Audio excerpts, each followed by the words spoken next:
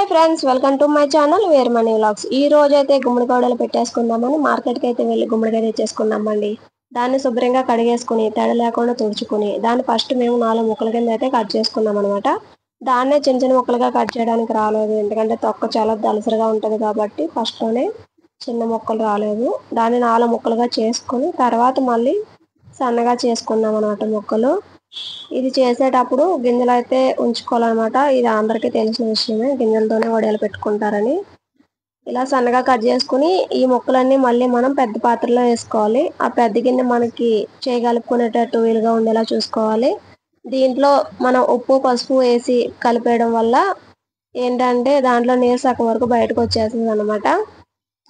ఆ సగం నీరు వచ్చిన ముక్కల్ని మళ్ళీ మనం కాటన్ బట్టలో వేసేసి కట్టేసి మూటలా కట్టుకుని దాన్ని ఒక నైట్ అంతా ఒక 5 కేజీలు బరువు పెట్టి దాన్ని ఒక నైట్ పక్కన పెట్టేసుకోవాలి. అప్పుడే మనం ఒక 1/2 కేజీ మినపగుళ్ళు, ఒక 100 గ్రాముల సగ్గుబియ్యం నానబెట్టుకోవాలి. మరుసటి రోజు పొద్దున వాటిని ఇలా మిక్సీ గిన్నెలో వేసుకుని మనం కారం ఎంత తినగలిగితే అన్ని పచ్చిమిర్చి వేసుకుని మన రుచికి తగ్గట్టుగా ఉప్పు వేసుకుని జీలకర్ర వేసుకుని మిక్సీ పట్టేసుకోవాలి.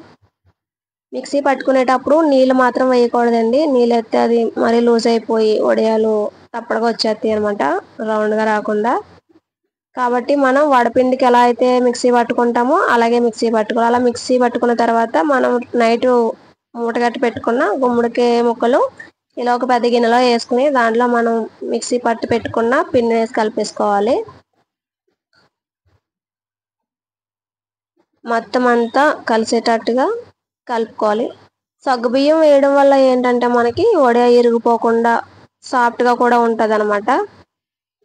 కొన్ని వడియాలు ఇలా సగ్గుబియ్యం వేయకుండా మేము ఒకసారి పెట్టాము.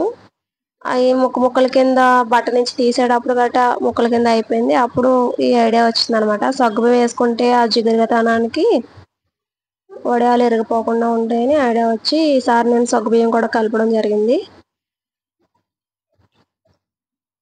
చూడండి, ఇలా ఇంత సైజు ఇలా గట్టిగా రావాలి. ఇప్పుడు మేము పొద్దున్న 7 లోపే పైకి వెళ్ళి కాటన్ బట్ట కింద పరిచేసి వడియాలు అయితే పెట్టేసుకుంటున్నాం అనమాట.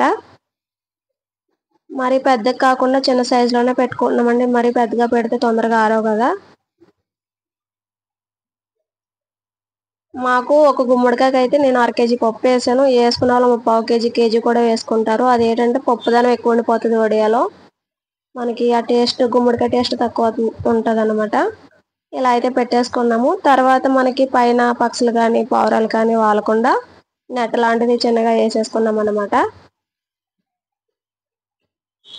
ఇలా వేసేసుకున్న తర్వాత మేము సాయంత్రం 6 లోపే వడియాలు తీయడానికి వెళ్ళిపోయామండి. ఎందుకంటే మరి చల్లగా అయ్యాక తీస్తే వడియాలు అప్పటి వరకు ఎండిపోయిన వడియాలు చల్లదనానికి మెత్తబడిపోతాయి కాబట్టి మేము 6 లోపే వెళ్ళి తీసుకొచ్చేసాము.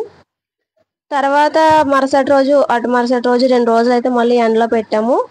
ఎండలో పెట్టిన తర్వాత మాకు వడియాలు అనేది గట్టిగా అయిపోయినాయి. ఇంకా అంటే మనం ఫ్రై చేసుకునేటట్టుగా వచ్చేసినాయి.